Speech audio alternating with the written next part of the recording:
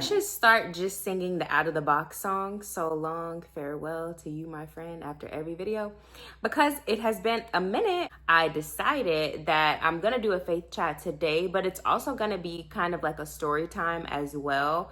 But I did want to make sure that every story time that I'm like talking about, I was going to make sure that it's honoring to God first, and that it also like I'm honoring the other person that's involved in the story while like telling my side, in hopes that it would help somebody else who's going through the same thing, who has went through something similar, just so we can like share experiences and what we learned and how we chose to grow from the situation. So back when I first moved to Dallas, I had a friend here and I had a couple of family members here, but building a community was something I was interested in, especially like where I was going to church.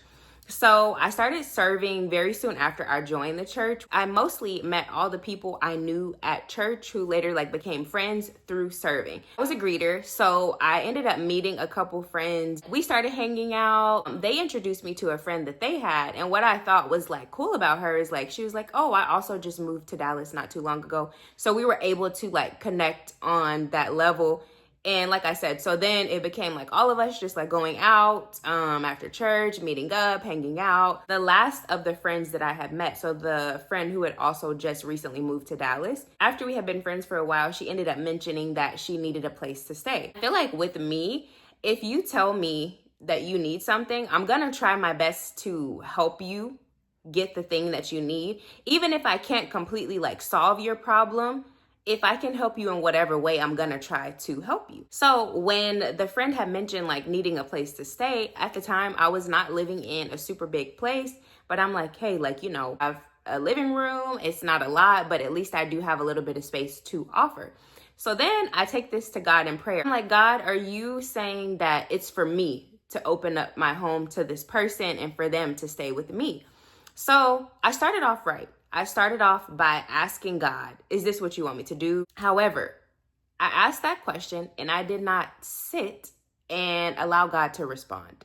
I prayed that prayer, maybe sat for a little while, went on about my day. As time went on, I didn't feel like I was getting like a direct yes, but I also didn't feel like I was getting a direct no from God. What I did is I decided to go with what I thought was the right thing to do, which was opening my home to a friend who said she needed a place to stay. I bypassed two very important things. One, sitting with God in prayer, and two, after this, I pretty much was like telling like my wise counsel around me that this is what I was going to do. Like I was going to open up my home to this person. I didn't ask them like, hey, do you guys think that this is wisdom? This is the situation. Can you pray for me? So I went ahead with what I thought was right. And I did have like pure intentions because I really did believe it was the right thing to do. But that doesn't always mean just because you have pure intentions that things are going to turn out well. I let her know like, hey, you can stay with me. My place is open. So the friend says like, okay, cool, thanks. I'll come stay with you. So I am notoriously, unfortunately, a clumsy person. And it's not even because I'm intentionally clumsy. Like it is legitimate, just like accidents that happen. So even though I am clumsy, I have been in that apartment, I don't even know for how many months at that point. But my record of clumsiness was clean. I hadn't dropped a single thing. I hadn't broken a single thing. Right after I told the friend that she could stay with me, I ended up dropping a glass. Now, I am not feeding into any superstitions. I believe in Jesus and that's it. However, I was like, that's really odd. Like I've been doing really good. I haven't dropped anything. And it's like, as soon as I told her that she could stay with me, the glass just shattered. And when I tell y'all, like I spent my own money on this glass. I picked the glass out because it was like a set of glasses. I picked it out. I thought it was super cute. And here it is, like one is shattered in a whole lot of pieces. And I'm just like, okay, that's weird, but I'm gonna proceed forward. After that, when the friend like came to stay with me, I think we ended up going somewhere. When I got in the car, the check engine light came on. In the week before, my car was fine. The days leading up to that, my car was fine. Then work was seemingly going okay. I had just started my job maybe like a month or two prior to that. I think it was a month prior to that. So you know how with new jobs, you put a week in the hole, right? I had put a week in the hole and I was expecting to get a check. The check was delayed. So at my company, your first check can take maybe like up to 3 weeks is what HR was explaining to me. However, it was at least 4 to 5 weeks at that point. and I still hadn't gotten paid. And the HR person was like, yeah, it can take a bit of time, but yours is taking longer than usual.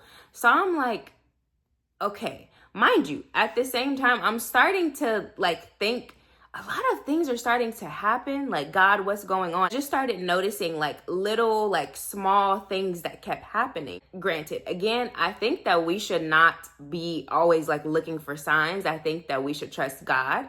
God does, however, sometimes use signs. And again, this is not for us to be like looking for signs around every corner to prove that God is saying something, but God does use signs to speak to us. I remember one night when I was like starting to like, I guess like realize maybe that something was off. I was like talking to a friend about it. On my way back to my apartment, I got pulled over by the cops.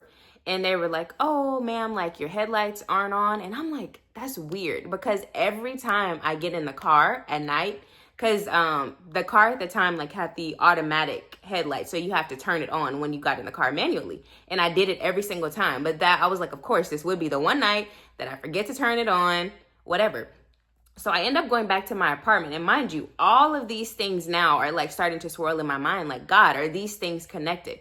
Like, I'm noticing all these things are going wrong. And I'm also starting to feel like a little off about the friend staying with me, and not because of like personal differences, but I'm like, it's like on the inside spiritually, like something just did not feel right. I didn't have the words for it. I didn't know how to like explain it.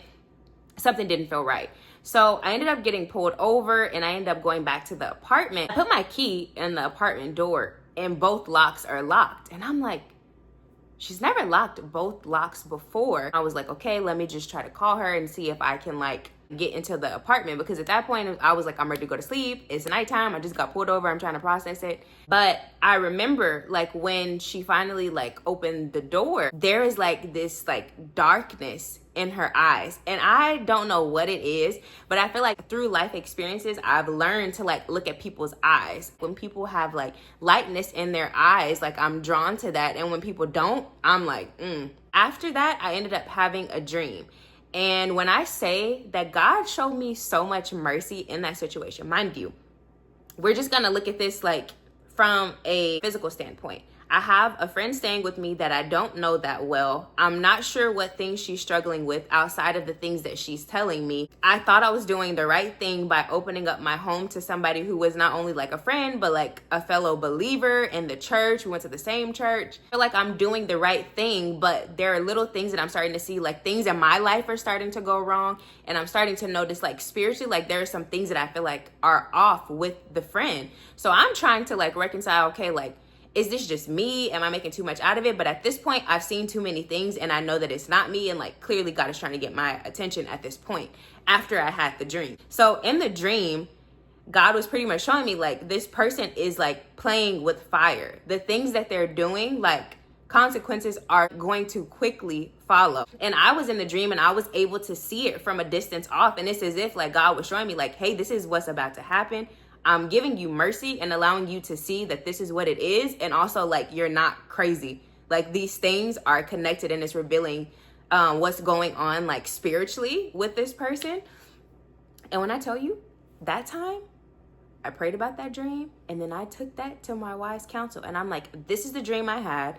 This is what's going on. And I was able to like hear them say like, okay, I think that this actually is God, and give like reasoning as to why. My wise counsel was pretty much telling me as well, like, I don't think you're tripping. I don't think you're bugging. Like this is actually a real thing. And so I'm like, oh my gosh, what did I do? What did I get myself into? I now have this person, like, because I said yes without sitting with God, I have this person staying with me that I have like no issue with in terms of like personality or anything like that. But this feels like spiritually like I'm being attacked. After I had that dream, I knew I'm gonna have to tell her like she can't stay anymore. And that was really hard because at the end of the day, I'm a person. I like feel for people and I don't like seeing people hurt. I don't like hurting people. That's not fun to me. So I ended up telling her, I told you something without checking with God to see if it was okay, but I don't have peace like about you staying here. And even in that, just thinking about how merciful God is, because what if that had gone left after that friend ended up leaving? When I tell you, it was like a weight was lifted, like light, I feel like, was back in my apartment. Since moving, I remembered wanting my apartment or wherever I stayed to be a place where like the Holy Spirit dwelt. And it just felt like, I'm not going to say the Holy Spirit was not there in those times, because the Holy Spirit is within us. Like, the Holy Spirit is always with us. But it just felt like there was such a darkness, I guess, over my place. And I didn't even notice it until it was gone. I also want to be very transparent about how the situation affected me. After that, I did not want to open my space again, because I'm like, I need to be smart about this. The first time that I did this, it did not go well. These are all of the examples that show why it didn't go well. Why would I do that again? So it took me a minute to get over like what happened and feeling like I could never open up like my space again. And to where now I'm just like, no, I'm gonna be who God called me to be. Like, now I know, like, you need to, in all things, use wisdom. But yeah, if God does give me the space and opportunity to open my home to like a friend, family, like whoever, now I don't have that like looming over my head of, you made a mistake. Like, while you should be prayerful, things that happen also happen to teach us a lesson, not to cripple us with fear so that we never do the things that the Lord has called us to do again. It's just like you taking and learning from that lesson, applying the things that you need to apply, and then moving forward. That is my story time. It's just always reminded me, like, seek God for real. Actually ask your wise counsel to help you. Like, we are not above asking for help from people who we know are regularly like sitting with God, communing with God, growing in their relationship with God. And then also realizing like there will always be like little signs of things. And I tell you what, God will get your attention in whatever way he needs to, because he came to me in a dream. And I said, okay, I'm listening. And I do want to say too, I feel like God will reveal things about people to you, not to make them seem like horrible people or to make you feel like you're above them, but literally so that God can give you like what to pray for that person. Because it did take a little bit of a minute after that happened, just because I feel like so much had happened. So much happened. It did take me a minute to get to the point where I feel like I could pray for that person, like from a genuine place. But I knew what to pray. At that point, I'm like, okay, God, I feel like this person could use prayer in this area, like help them to know you more, help them to know your truth. And I could say that from a genuine place. And I'm like, okay, yeah, God, thank you for revealing that I needed to pray for this person in this way, because before I was maybe not praying specific enough prayers because I didn't really know what was going on, but like help this person in that way. So take it from me. Submit every single thing to the Lord. Pray about everything. Ask your wise counsel. Pray about the people that you have in your life. It's simply just like the simple prayers, like, God, if this person is for me, reveal that. If this person is not for me, reveal that too. You know, your experience down below in the comments, or if you resonated with anything that I said. Thank you so much for listening to my story time, and I hope to be back with more. I'll see you guys later. Bye.